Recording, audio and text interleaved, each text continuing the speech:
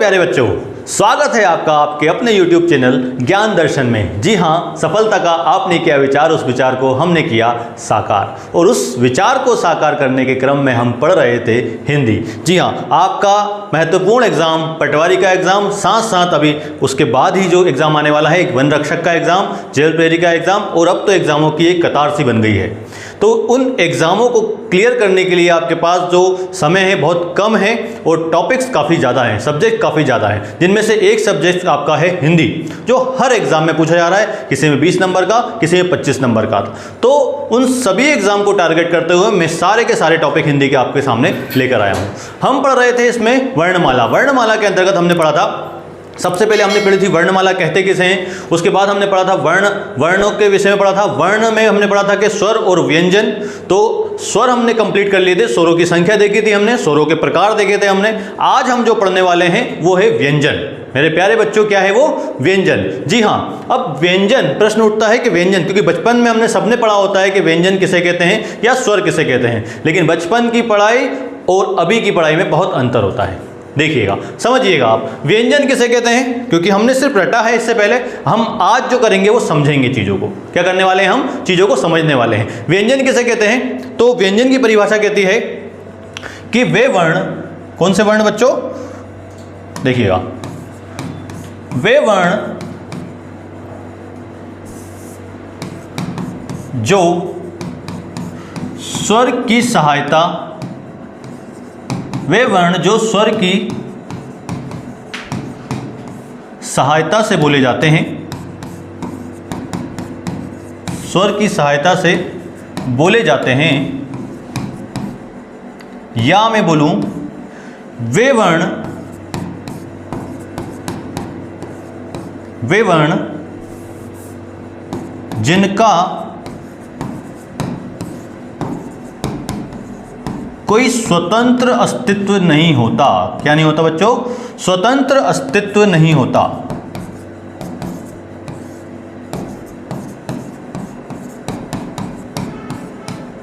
ये देखिए, वे वर्ण जो स्वर की सहायता से बोले जाते हैं, वे वर्ण जिनका कोई स्वतंत्र अस्तित्व नहीं होता, वो स्वर कहलाते हैं। क्या कहलाते हैं प्यारे बच्चों? स्वर कहलाते हैं। इसका मतलब ये हुआ कि स्वर स्वतंत्र तो नहीं होते, ये तो क्लियर हो गया है। इसका मतलब ये है कि इसमें क्या होता है, स्वरों की सहायता लेनी पड़ती है। अब इसको हम देख लेते हैं एक बार। हम कोई भी वर्ण, कोई भी व्यंजन बोल के देखते हैं। जैसे मान लीजिए ये लिखा है, मान लीजिए क। क्या लिखा है बच्चों?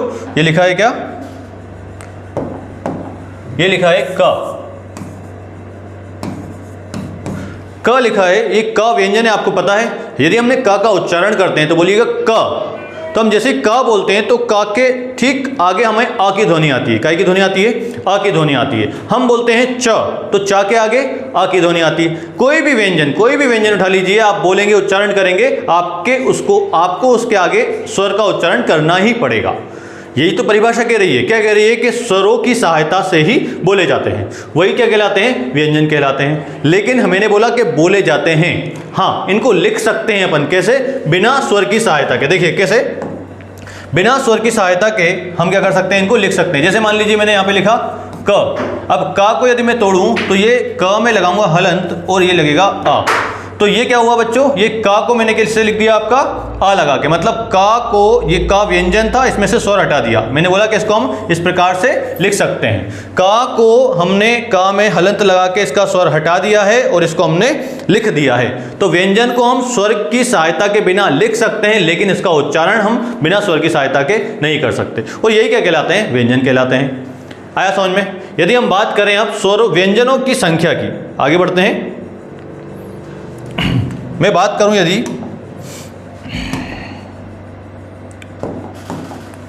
देखिएगा, व्यंजन की संख्या, या मैं बोलूं व्यंजन की मूल संख्या की बात करते हैं। किसकी बात करते हैं बच्चों? मूल संख्या। व्यंजनों की मूल संख्या कितनी होती है? व्यंजनों की मूल संख्या होती है कितनी? 33। प्रश्न पूछा जाता है, बताइए मूल व्यंजनों की संख्या कितनी होती है? तो कितनी होती है बच्चों? 33 होते हैं। व्यंजनों की मूल संख्या होती है 33। अब ये 33 व्यंजनों को हम 3 भागों में बांट के पढ़ेंगे। कितने भागों में? 3 भागों में बांट के पढ़ेंगे। कैसे? देखते हैं। नंबर 1, पहले आता है आपका स्पर्श व्यंजन। कौन से व्यंजन? स्पर्श व्यंजन, या इन्हीं को बोलते हैं अपन वर्गीय व्यंजन। क्या बोलते हैं इन्हीं को? वर्गीय व्यंजन, स्पर्श व्यंजन या वर्गीय व्यंजन। नंबर दो होते हैं अंतस्थ व्यंजन। कौन से बच्चों? अंतस्थ व्यंजन, अंतस्थ व्यंजन। और नंबर 3 जो होते हैं वो कहलाते हैं आपके ऊष्म व्यंजन, या इसी को बोलते हैं अपन उष्ण व्यंजन, या इन्हीं को बोलते हैं हम संघर्षी व्यंजन। क्या बोलते हैं? तीनों नाम इसके हैं, उष्म, उष्ण या संघर्षी व्यंजन। तो 3 भागों में बांट के पढ़ते हैं हम किसको? व्यंजनों को। सबसे पहले मूल व्यंजनों को 3 भागों में बांट के पढ़ रहे हैं, स्पर्श व्यंजन या वर्गीय व्यंजन, दूसरे हैं अंतस्थ व्यंजन, और तीसरे हैं ऊष्म, उष्ण या संघर्षी व्यंजन। हम एक एक करके इसको विषय में पढ़ना स्टार्ट करते हैं कि स्पर्शी व्यंजन किसे कहते हैं, या वर्गीय व्यंजन किसे कहते हैं, अंतस्थ व्यंजन किसे कहते हैं, तथा उष्ण या संघर्षी व्यंजन किसे कहते हैं। आगे बढ़ता हूं, देखिएगा। सबसे पहले मैं बात करूं यदि कौन से व्यंजन आपके? स्पर्श व्यंजन, या इन्हीं को क्या बोल रहे हैं अपन? वर्गीय व्यंजन। स्पर्श व्यंजन या वर्गीय व्यंजन। अच्छा, स्पर्श व्यंजन या वर्गीय व्यंजनों की संख्या की बात करें हम तो स्पर्श या वर्गीय व्यंजनों की संख्या होती है कितनी बच्चों? 25 होते हैं। कितने होते हैं? 25 होते हैं। देख लेते हैं हम कौन कौन से होते हैं स्पर्श व्यंजन।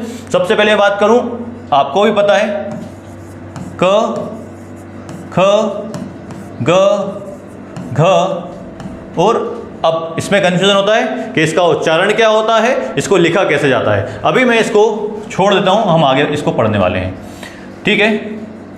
कई लोग इसको आगे बिंदी लगाते हैं तो इसको मैं अभी पेंडिंग में डालते हैं अपन। दूसरा आता है आपका च, छ, ज, झ और इया। च, छ, ज, झ और इया। देखिए इस झ को आप इस प्रकार से बनाइएगा। कई बार आपके एग्जाम में इस प्रकार से लिखा आता है, इस प्रकार से लिखा आता है, और पूछा जाता है बताइए निम्न में से कौन सा अमानक वर्ण है। कौन सा बच्चों? कौन सा अमानक वर्ण है? तो ये झ कौन क्या हो जाता है बच्चों? अमानक वर्ण। अमानक वर्ण मतलब होता है जिसको माना नहीं जाता है। पहले हो सकता है इसको इस प्रकार से लिखा जाता हो, लेकिन आज जो वर्णमाला पढ़ते हैं, आज की वर्णमाला में इस प्रकार से झ नहीं लिखा जाता है, इसलिए ये क्या कहलाता है? आपका अमानक वर्ण कहलाता है। अगला है आपका ट, ठ, ड, ढ और ण। कई लोग इसमें बिंदी लगाते हैं, कई लोग नहीं लगाते हैं, तो ये भी कंफ्यूजन है कि इसको क्या लिखा जाता है, वो भी हम पढ़ने वाले हैं। अगला है त, थ, द, ध, न, और आखिरी है प, फ, ब, भ और म। तो ये हो गए आपके क्या? स्पर्श या वर्गीय व्यंजन। 25 हैं, देख लीजिए, क्योंकि ये वर्ग में बटे हुए हैं। काय में बटे हैं बच्चों? ये वर्ग में बटे हुए हैं। कैसे, किस प्रकार से वर्ग में बटे हैं? देखिए ये है आपका कौन सा वर्ग? का वर्ग। ये कौन सा वर्ग है? का वर्ग।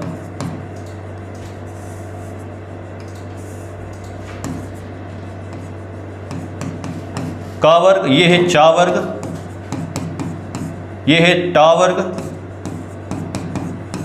ये है ता वर्ग, ये है पा वर्ग। तो ये देखिएगा,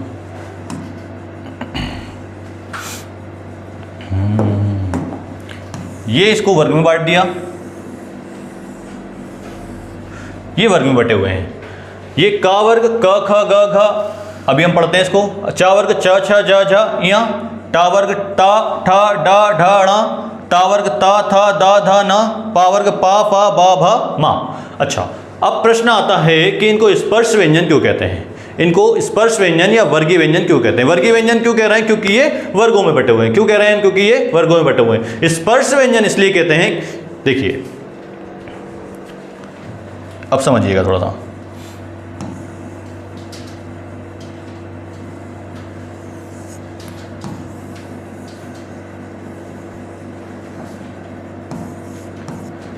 ये है प्यारे बच्चों मेरे, ये है डोनाल्ड ट्रंप। कौन है ये? ये डोनाल्ड ट्रंप है। आज हम डोनाल्ड ट्रंप को सिखाने वाले हैं कि हिंदी कैसे बोलते हैं या व्यंजनों का उच्चारण कहाँ से होता है, क्योंकि इनको पता नहीं है।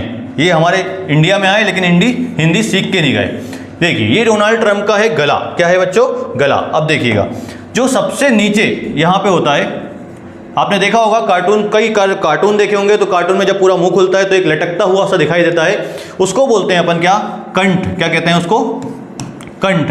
और कंठ से टकरा के जो ध्वनि निकलती है उसको बोलते हैं कंठ्य ध्वनियां। क्या कहते हैं, कंठ ध्वनियां या कंठ व्यंजन कहते हैं। कंठ के ऊपर जहां पे आएंगे तो ये होता है आपका तालु। क्या होता है बच्चों, तालु। और तालु किसे कहते हैं, आपने जब भी गरम गरम समोसा खाया होगा तो उसका जो आलू होता है, मतलब जहां चिपकेगा गरम आलू वही होता है तालु। क्या होता है बच्चों, जहां चिपकेगा गरम आलू वही होता है तालु। और तालु से टकरा के निकलती है क्या, तालव्य ध्वनियां। इनको बोलते हैं तालव्य ध्वनियां। तालु के ऊपर होती है मूर्धा। क्या होती है बच्चों, मूर्धा। मूर्धा यदि आपको पता करना है कि मूर्धा किसे कहते हैं तो आप टा बोल के देखिएगा। क्या बोलिएगा, टा। और आपकी जीभ जहां पे टकरा रही है समझ लीजिए वही क्या है, आपकी मूर्धा। और मूर्धा से टकरा के जो ध्वनियां निकलती है उसको बोलते हैं अपन मूर्धन्य ध्वनियां। क्या कहते हैं, मूर्धन्य ध्वनियां। मूर्धा के आगे आते हैं आपके पीले पीले दांत। क्या आते हैं बच्चों, दांत। और दांतों की सहायता से जो ध्वनियां, जो व्यंजन बोले जाते हैं वो कहलाते हैं दंत्य व्यंजन। क्या कहलाते हैं, दंत्य व्यंजन। और दांतों के आगे आते हैं काले काले होंठ। क्या होते हैं बच्चे, होंठ, जिनको बोलते हैं अपन ओष्ठ।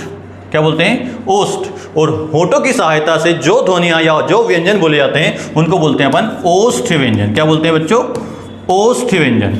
तो ये होती है स्वर तंत्रियां, मतलब हमारे गले के अंदर कुछ ऐसी तंत्रियां या ऐसी कुछ केमिकल लोचा है जिनसे टकरा के ध्वनियां निकलती हैं। मतलब जो हमारी ध्वनि कंठ की सहायता से निकलेगी उसको बोलेंगे हम कंठ व्यंजन। जो ध्वनि निकलेगी हमारी तालु की सहायता से वो बोलेगी तालव्य ध्वनि या तालव्य व्यंजन। जो मूर्धा की सहायता से वो मूर्धन्य व्यंजन। और जो दांत की सहायता से वो दंत व्यंजन। और जो होठों की सहायता से वो ओष्ठ व्यंजन कहलाएंगे। तो ये आपको समझ में आ गया होगा। अब आप देखिएगा चमत्कार, क्योंकि ये एक वैज्ञानिक ध्वनि, ये एक वैज्ञानिक भाषा है।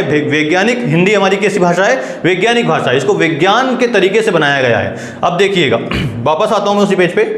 अब देखिए, आपने एक एक चीज पढ़ी, अब आपको बस फील करना है। क्या करना है, फील करना है कि किस प्रकार से इनका उच्चारण हो रहा है। यदि मैं बात करूंगा क वर्ग की, ये स्पर्श व्यंजन है, ये कहीं ना कहीं क्या करेंगे, स्पर्श करेंगे। क्या करेंगे, स्पर्श करेंगे। अच्छा, उससे पहले मैं आपको इसको क्लियर कर देता हूं कि हम इसको कहते क्या हैं।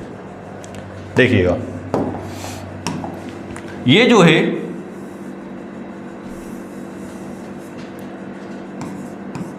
ये आगे की तरफ इसमें बिंदी लगती है।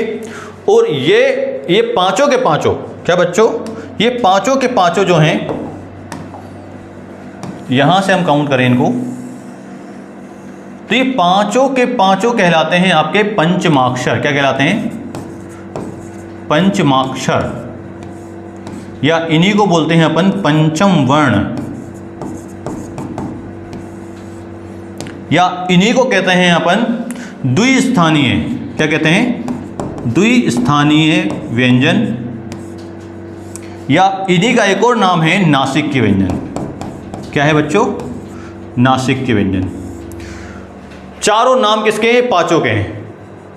पंचमाक्षर, पंचम वर्ण, द्विस्थानीय व्यंजन या नासिक्य व्यंजन। देखिएगा क्यों कहते हैं इनको, क्योंकि ये पांचवें स्थान पर है। पांचवें, देखिए ये है आपका पहला, दूसरा, तीसरा। देखिए ये पहला, दूसरा, तीसरा, चौथा और ये पांचवा। क्योंकि ये पांचवें स्थान पर है इसलिए इसको बोलते हैं पंचमाक्षर या पंचम वर्ण कहते हैं। अब देखिएगा, क्योंकि इनका उच्चारण होता है नाक और मुंह दोनों की सहायता से होता है। किससे होता है, नाक तथा मुंह दोनों की सहायता से होता है, इसलिए इसको बोलते हैं अपन द्विस्थानीय व्यंजन। अच्छा, पहले इसको क्या बोलते थे, ड़ा। क्या बोलते थे, ड़ा। अगर ये हमको इसको ड़ा बोलना है तो हम अपनी नाक पकड़ेंगे, अपनी अपनी पकड़ेंगे, किसी और की नहीं पकड़ेंगे। नाक पकड़िएगा और उच्चारण कीजिएगा ड़ा, ड़ा, ड़ा, ड़ा, ड़ा। मतलब नाक से तो सहायता ही नहीं लेनी पड़ रही। इसका मतलब ये नाक की सहायता से नहीं बोले जाएंगे, तो ये क्या है, ये नजीर द्विस्थानी होंगे ही नहीं। इसीलिए फिर क्या किया गया, इसका उच्चारण चेंज किया गया। इसको बोलते हैं अंगा। क्या बोलते हैं इसको, अंगा। अब नाक से बोलिए अंगा, अब नहीं बोल पा रहे, तो ये क्या हो गया, द्विस्थानीय। तो ये होता है अंगा, ये होता है इया, ये होता है णा, ये ना और ये मा। ये पांचों के पांचों अंगा इणा नामा। क्या, अंगा इणा नामा। तो ये अंगा इणा नामा जो है ये पंचमाक्षर है, पंचम वर्ण है, द्विस्थानीय, दो स्थान से तथा नाक की सहायता से होते हैं, इसलिए इसको क्या बोलते हैं, नासिक्य व्यंजन भी कहते हैं। क्लियर हुआ। तो ये पांचों के पांचों याद कर लीजिएगा, ये पांचों के पांचों का उच्चारण कैसा होता है, इस दो द्विस्थानीय और नासिक्य व्यंजन कहते हैं। अच्छा, एक और बताया था मैंने, ये डा और ये ढा, हम इसको बिंदी वाले भी देखते हैं। अब आगे देखो ना कि आप कभी, तो ये बिंदी वाले भी आएंगे अभी। तो ये बिंदी वाले ये होते हैं उत्क्षिप्त व्यंजन। क्या होते हैं? उत्क्षिप्त व्यंजन। अन्य व्यंजनों के अंतर्गत हम पढ़ेंगे इसको, तो ये क्या कहलाते हैं? उत्क्षिप्त व्यंजन, या इसको बोलते हैं अपन ताड़न जात। क्या बोलते हैं बच्चों? ताड़न जात। इसके विषय में पढ़ने वाले हैं अपन आगे चल के। हम वापस आते हैं अब हमारे काय पे? स्पर्श व्यंजन पे। काय पे आते हैं? स्पर्श व्यंजन पे। ठीक है, तो देखिएगा, सबसे पहले मैं बात करूं क वर्ण की, और क वर्ण सबसे पहले हमने बताया था कंठ, कहां से? नीचे, गले के इधर साइड से। अब आपको ऐसा फील होगा कि ये पांचों वर्ण कहां से बोले जा रहे हैं? कंठ से बोले जा रहे हैं। बोल के देखिए, बोलिएगा, क ख ग घ ङ, क ख ग घ ङ। कैसा, कहां से उच्चारण हो रहा है प्यारे बच्चों? कंठ से हो रहा है। देखिएगा, क ख ग घ ङ, यदि ये कंठ से हो रहा है तो ये वाला जो वर्ग कहलाएगा वो क्या कहलाएगा? ये वर्ग कहलाएगा आपका कंठ। क्या कहलाएगा बच्चों? कंठ। का वर्ग कौन सा है? कंठ। जो कंठ की सहायता से बोले जाएंगे वो कंठ कहलाएगा। अब देखिएगा चा वर्ग। अब जैसे चा वर्ग बोलोगे ना, तो आपकी जीभ आपकी तालू पे टच होने वाली है। कहां पे? जहां पे चपकता है गरम आलू, वही होता है तालू। तो देखिए, च छ ज झ या, च छ ज झ या, आपकी जीभ कहां पे टच हो रही है? तालू पे। तो ये क्या कहलाएंगे? आपकी तालव्य व्यंजन। ये क्या कहलाएंगे? आपके तालव्य व्यंजन। अब देखिए टा वर्ग। टा वर्ग में, टा वर्ग में देखिएगा, मैंने बोला उसके बाद आता है मूर्धा। अब आपकी जीभ आपकी मूर्धा को टच होने वाली। कहां पे बच्चों? मूर्धा पे। देखिएगा, टा ठ ड ढ ण, कहां पे? टा ठ ड ढ ण, मूर्धा। तो ये क्या कहलाएंगे? आपके मूर्धन्य व्यंजन। मूर्धन्य व्यंजन। आगे बढ़ेंगे, अब आएंगे आपके अगला जो वर्ग है वो है आपका दंती वर्ग। कौन सा है? दंती वर्ग। मतलब आपको इन वर्णों का उच्चारण करने में आपकी जो जीभ है, जो कहां पे टच होने वाली है? आपके दांतों को छूने वाली है। देखिएगा, बोलिए, ता था दा धा ना। क्या? ता था दा धा ना। तो ता था दा धा ना, ये क्या है? आपके दंत व्यंजन। क्या है बच्चों? दंत व्यंजन। आगे चल के जब आप थोड़े से बूढ़े हो जाओगे तो आपके जो दांत हैं वो आपके बचेंगे नहीं। तो फिर क्या होगा? जब दांत रहेंगे नहीं तो कुछ आपने देखा होगा, कई बुजुर्ग जिनके दांत नहीं होते तो उनसे कुछ कुछ ध्वनियां नहीं निकल पाती हैं। तो वो यही ध्वनि होती है, मतलब कौन सी? ता था दा धा ना। तो उस ता के स्थान पे हवा निकलती है। सिर्फ क्या निकलती है? हवा। कुछ उनको बोलना हो तो सिर्फ क्या निकल जाती है? हवा निकल जाती है, और वो कुछ बोल नहीं पाते। इसलिए फिर वो लगवाते हैं एक नई बत्ती सी, मार्केट जाते हैं और नई बत्ती सी लगाते हैं, और फिर देखिए आप आज से भी अच्छा ता बोलते हैं अपने बुढ़ापे में। ठीक है, तो ये दंत व्यंजन है। अगला है ओष्ठ व्यंजन। कौन से? ओष्ठ व्यंजन। मतलब इन व्यंजनों का उच्चारण करने में आपको होठों की सहायता लेनी पड़ेगी। किसकी लेनी पड़ेगी? होठों की सहायता लेनी पड़ेगी। तो इनको बोलते हैं अपन क्या? ओष्ठ व्यंजन। क्या बोलते हैं? ओष्ठ व्यंजन। तो कौन से हैं ये? पा, फा, बा, भा, मा। आप देख रहे हैं होठ ऐसे मिल रहे हैं, पा, फा, बा, भा, मा। आप मुंह को ऐसा खोलिए और पा बोल के देखिए, नहीं बोल पाएंगे। अच्छा, दूसरा वर्ण बोल के देखिए, बा बोल के देखिए, नहीं बोल पाएंगे। अच्छा, भा बोल के देखिए, नहीं बोल पा रहे। मतलब आप होठों को बिना मिलाए ये पहला वर्ग, पा वर्ग तो नहीं बोल पा रहे हैं। हाँ, दूसरा बोल सकते हैं आप। दूसरा जैसे चा बोलना है तो चा बोलना है तो मुंह खोल के भी चा बोल सकते हो। का बोलना है तो मुंह खोल के भी का बोल सकते हो। कोई भी व्यंजन बोल सकते हो, बस किसको छोड़ के? पा, फा, बा, भा, मा को छोड़कर। तो उम्मीद करता हूं ये आपको स्पर्श या वर्गीय व्यंजन समझ में आया होगा। ठीक है, इसका आप चाहें तो स्क्रीनशॉट भी ले सकते हैं, और इसका हम पीडीएफ आपको हमारे इंस्टाग्राम चैनल पे भी प्रोवाइड करवा देंगे। ठीक है, देखिएगा, स्क्रीनशॉट ले लीजिए चाहे तो उसका। ओके, अब देखिएगा, एक वर्ग है जो मैंने बोला चा वर्ग। कौन सा वर्ग है बच्चों? चा वर्ग। चा वर्ग बोल रहा है च छ ज झ या। जब आप इसका उच्चारण करना तो आपको ऐसा नहीं लग रहा कि वायु को संघर्ष करना पड़ रहा है, जैसे चा, छ, जा, झा, या। ऐसा नहीं लग रहा, वायु संघर्ष करके निकल रही है बाहर। कैसे निकल रही है? संघर्ष करके निकल रही है। तो देखिए, ये तालव्य है, तालव्य है। दूसरा स्पर्श भी है, स्पर्श व्यंजन है। तो इस चा वर्ग को क्या कहते हैं हम? देखिएगा, चा वर्ग को, एक सेकेंड, जो चा वर्ग है इसे हम स्पर्श संघर्षी, क्या बोलते हैं इसे? चा वर्ग को हम स्पर्श संघर्षी व्यंजन भी कहते हैं। क्या बोलते हैं बच्चों?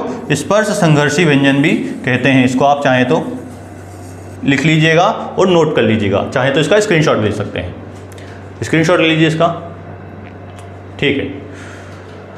तो ये थे आपके स्पर्श व्यंजन या वर्गीय व्यंजन। इनमें हमने देख लिया कि स्पर्श व्यंजन या वर्गीय व्यंजनों की संख्या होती है 25 और ये वर्गों में बटे होते हैं, इसलिए इनको वर्गीय व्यंजन कहते हैं। क्योंकि गले में कुछ स्वतंत्रियां या वाक्तंत्रियां लगी होती हैं जिनको छूकर, जिनकी सहायता से कुछ व्यंजन निकलते हैं, और इसलिए इनको स्पर्श व्यंजन कहते हैं। ये वर्गों में मतलब 5 वर्ग होते हैं, का वर्ग, चा वर्ग, चा वर्ग, टा वर्ग, ता वर्ग और पा वर्ग। तो ये वर्गों में बटे होते हैं। जैसे का वर्ग कौन सा वर्ग है? तो ये कंठ व्यंजन है। कौन सा है? कंठ, क्योंकि इसका उच्चारण कंठ की सहायता से होता है। एक होता है चा वर्ग जो तालव्य की सहायता से होता है, टा वर्ग मूर्धा की सहायता से होता है, ता वर्ग दंत की सहायता से, और पा वर्ग ओष्ठ की सहायता से होता है। इसलिए इसके क्या कहते हैं अपन? स्पर्श व्यंजन कहते हैं। तो उम्मीद करता हूं आपको ये समझ में आया होगा। हम आगे बढ़ते हैं। बहुत अच्छी चीज मैं आपको बताने वाला था। जैसे मान लीजिए ये आपको देखा, ये एक बिंदी लगी है इसके आगे, ये आपने जो वर्ण देखा है इसके आगे आपको एक बिंदी दिखाई दे रही है। ये आपको समझ में आ गया था, ये अमानक वर्ण है। अब देखिएगा, मैंने बताया कि बिंदी, हिंदी मतलब बिंदी, हिंदी मतलब बिंदी। हिंदी के अंदर कितनी बिंदियां लगती हैं उन बताता हूं आपको। देखिए, ये एक ऊपर लगती है। मैं आपको अगर वर्ण की बात करूं तो अभी हमने देखी एक आगे लगती है, एक नीचे साइड लगती है और एक आगे साइड लगती है। ये 4 बिंदी होती हैं। कितनी होती हैं? 4 बिंदी। सबसे पहले मैं बात करूं ऊपर वाली बिंदी की, तो ऊपर वाली जो बिंदी होती है ये होती है अनुस्वार। इसको क्या बोलते हैं अपन? अनुस्वार। आपको पता होगा, हम पढ़ के आ चुके हैं, जो ऊपर बिंदी होती है उसको कहते हैं अपन अनुस्वार कहते हैं। ये जो बिंदी है अभी हमने देखी, ये कहलाती है आपकी कौन सी? पंचम वर्ण या पंचमाक्षर बिंदी। कौन सी? पंचमाक्षर बिंदी। ये कौन सी बिंदी है? पंचमाक्षर बिंदी। अच्छा, ये 2 बिंदियां बड़ी महत्वपूर्ण हैं। ये सबसे जो नीचे लगती है इसको बोलते हैं अपन ताड़न जात। क्या बोलते हैं? ताड़न जात बिंदी, इसको बोलते हैं ताड़न जात। और जो आगे लगती है ये आपने देखा होगा, इसको बोलते हैं अपन नुक्ता बिंदी। क्या बोलते हैं इसको? नुक्ता। अब देखिए, अनुस्वार का प्रयोग आपने देखा ना, हम करते हैं कभी कभी इसमें करते हैं, या अंग लिखा है, मान लीजिए क्या लिखा है यहाँ पे? अंग लिखा है। तो ये अंग लिखा है तो ऊपर क्या लगा है? आपकी बिंदी लगी हुई है। पंचमाक्षर में तो आपने देख ही लिया, अभी कौन सा वर्ण था? ये वाला वर्ण लिखा था हमने। ये क्या होता है? पंचमाक्षर। ताड़न जात की बात करूं तो ताड़न जात, ये नीचे जो बिंदी लगती है टा, ये अड़ा और ये अढ़ा। नुक्ता की बात करें, इसे हम लिखते हैं ना ज, हम लिखते हैं फ, तो ये आगे लगता है ज फ। गजल लिखते हैं अपन, लिखते हैं ना गजल। तो ये नुक्ता चिन्ह होते हैं। क्या होते हैं? इनको नुक्ता चिन्ह कहते हैं। तो ये हिंदी मतलब बिंदी। अब और एक कुछ चीज देखिएगा, जैसे मान लीजिए ये जो ऊपर लाइन खींची है, जैसे ये ऊपर जो लाइन खींची है, तो इसको अपन कहते हैं शिरोरेखा। क्या कहते हैं इसको? शिरोरेखा। ऊपर वाली जो लाइन होती है उसको क्या कहते हैं अपन? शिरोरेखा। और जो नीचे ये जो खिंची होती है, आपने देखा ना, जैसे क लिखा है तो एक का में ये खिंची हुई है, जैसे ख लिखा है तो खा में ये लाइन जो खिंची हुई है, कौन सी वाली? ये देखिए, जैसे ये लाइन की जो खिंची हुई है, ये खिंची हुई है, इसी को बोलते हैं अपन क्या? इसको बोलते हैं खड़ी पाई। इसको क्या बोलते हैं अपन? खड़ी पाई। तो ये बहुत बारीक चीजें हैं, इनका बहुत प्रयोग होता है हिंदी में। वर्तनी शुद्धिकरण के अंतर्गत आप इसको कई बार प्रयोग करोगे, आपको समझ में भी आएंगी। तो आया समझ में आपको? ये थी बिंदी, हिंदी मतलब बिंदी। तो हमने व्यंजनों में देखा क्या? अभी कौन सा व्यंजन देखा है हमने? स्पर्श व्यंजन देखा है। कौन सा व्यंजन देखा है? स्पर्श व्यंजन। अगला व्यंजन है हमारा, अगला जो व्यंजन है वो है, स्पर्श के बाद आते हैं आपके अंतस्थ व्यंजन। कौन से व्यंजन बच्चों? अंतस्थ व्यंजन। अंतस्थ व्यंजन किसे कहते हैं? देखिएगा, अंतस्थ व्यंजन, इनकी संख्या होती है कितनी? 4। इनकी संख्या कितनी होती है? 4 होती है। कौन कौन से हैं ये अंतस्थ व्यंजन? य, र, ल और व। अंतस्थ व्यंजन किसे कहते हैं अपन? वे व्यंजन जिनका उच्चारण करने में वायु अंदर की ओर खींची जाती है। वे व्यंजन जिनका उच्चारण करने में वायु अंदर की ओर जाती है, अंदर की ओर खींची जाती है, उसे क्या कहते हैं अपन? अंतस्थ व्यंजन कहते हैं। क्या कहते हैं बच्चों? अंतस्थ व्यंजन कहते हैं। अब उच्चारण करके देखिए, बोलिए या, र, ल, वा। अंदर की ओर जा रही है, या, र, ल, वा। अब देखिए, अब इनके भी अलग अलग विशेषताएं होती हैं। अपन विशेषताओं पे बात करते हैं। जैसे मैं बात करता हूं य की, मैं बात करूं किसकी, या की। या और व, दो वर्ण ऐसे हैं, कौन कौन से, एक या और एक वा। देखिएगा, इनको बोलते हैं अपन अर्धस्वर। क्या बोलते हैं इनको, इनको बोलते हैं अर्धस्वर। अर्धस्वर मतलब, अर्धस्वर का अर्थ ये हुआ कि ये तो स्वर भी हैं और व्यंजन भी हैं। मतलब ये स्वर जितने कम समय में नहीं बोले जाते और व्यंजन जितने अधिक समय में नहीं बोले जाते, इसलिए इनको क्या बोलते हैं अपन, अर्धस्वर कहते हैं। अच्छा, अर्धस्वर अभी आपको समझ में नहीं आया होगा, लेकिन आप अब बात समझिएगा। देखिए, मैं यदि लिखता हूं यहां पे ई और लिखता हूं यहां पे मैं या, क्या लिखा मैंने, ई और या। क्या लिखा है मैंने, सॉरी, ई और आ, ई और आ। अब कुछ नहीं करना है आपको, ई और आ का उच्चारण बार बार करना है। क्या करना है, ई और आ का उच्चारण बार बार करिए। ई आ, ई आ, ई आ, ई आ, ई आ, ई आ। जैसे आपने ई आ करा तो वो अपने आप ही क्या निकलने लगेगा, आपका या निकलने लगा। हमने तो उच्चारित स्वर करवाए, आप क्या बोल रहे हो, व्यंजन। हमने उच्चारण क्या करवाया, स्वर का, आपने क्या बोल दिया, व्यंजन। आया ना समझ में, इसीलिए क्या है, ये अर्धस्वर है। अच्छा, इसको भी देख लेते हैं अपन, वा को। ये है आपका उ और ये है आपका आ। अब उ और आ को आप बार बार बोलिए, उ और आ को बार बार बोलिए। अब आप उ आ, उ आ, उ आ, उ आ, उ आ करेंगे तो वा निकल जाएगा। तो ये क्या है आपका, उ और आ को मिलाया तो वा निकल आया, इसलिए इसको क्या बोल रहे हैं अपन, अर्धस्वर बोलते हैं। तो ये स्वरों में भी नहीं रखे गए हैं, मतलब व्यंजन में पढ़ते हैं, क्योंकि इनका जो प्रयोग है वो व्यंजन में होता है, लेकिन स्वरों से मिलकर बनते हैं, इसलिए इनको अर्धस्वर कहते हैं। आया समझ में कि नहीं आया। अच्छा, हर व्यंजन का, हर एक व्यंजन का उच्चारण स्थान होता है। क्या होता है बच्चों, उच्चारण स्थान होता है। जैसे हमने भी पढ़ा ना, कंठ, तालु, सब चीजें पढ़ के आए, इसी प्रकार से ये जो व्यंजन है ना, इनका भी उच्चारण स्थान है। वो देख लेते हैं अपन कौन कौन सा है। सबसे पहले यदि मैं बात करूं किसकी, या की, तो या, र, ला, वा। देखिए, ये आपके अंदर जो जीव है ना, वो कैसे मूव कर रही है, या, र, ला, वा, या, र, ला, वा, या, र, ला, वाह। यह मतलब आपका तालु से बोला जा रहा है। ये क्या है आपका, तालु से बोला जाता है। तो यह हो जाता है आपका तालव्य। तालव्य अंतस्थ व्यंजन कौन सा है, यह है। तालव्य अंतस्थ व्यंजन कौन सा हो जाएगा, यह हो जाएगा। फिर मैं बात करता हूं रा की, तो रा बोलते हैं ना, तो आपकी जीभ आपकी मूर्धा को टच करते करते रुक जाती है, तो इसलिए रा जो है ना वो मूर्धन्य है। क्या है बच्चों, मूर्धा। ये मूर्धा से बोला जाता है। ये क्या है, मूर्धा से। जैसे हम बात करते हैं ला की, ला, या, रा, ला, तो ला का उच्चारण स्थान है आपका वत्सर्य। क्या है बच्चों, इसका उच्चारण स्थान है वत्सर्य। वत्सर्य मतलब होता है मसूड़ा। क्या होता है, मसूड़ा। इसका जैसे मसूड़ा किसे कहते हैं, आपके ऊपर वाले दांतों के थोड़ा ऊपर, जहां इसको ही बोलते हैं दंत मूल। क्या बोलते हैं, दंत मूल। जहां से दांतों की उत्पत्ति होती है, जहां से दांत निकलते हैं, वो एरिया कहलाता है आपका वत्सर्य कहलाता है।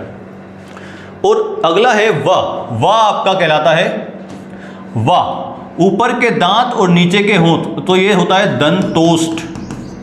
क्या कहलाता है, ये दंतोष्ठ। दो व्यंजन ऐसे हैं जो दंतोष्ठ है, एक तो आपका वा और एक होता है आपका फा। ये दो ऐसे व्यंजन हैं जो क्या हैं, आपके दांत मतलब नीचे के होंठ और ऊपर के दांतों से मिलकर ही बोले जाते हैं। यदि आप ऐसा नहीं करोगे तो ये उच्चारण नहीं होंगे। आपको यदि वा बोलना है तो नीचे के होंठ और ऊपर के दांत का प्रयोग करना ही पड़ेगा। आगे बढ़ते हैं।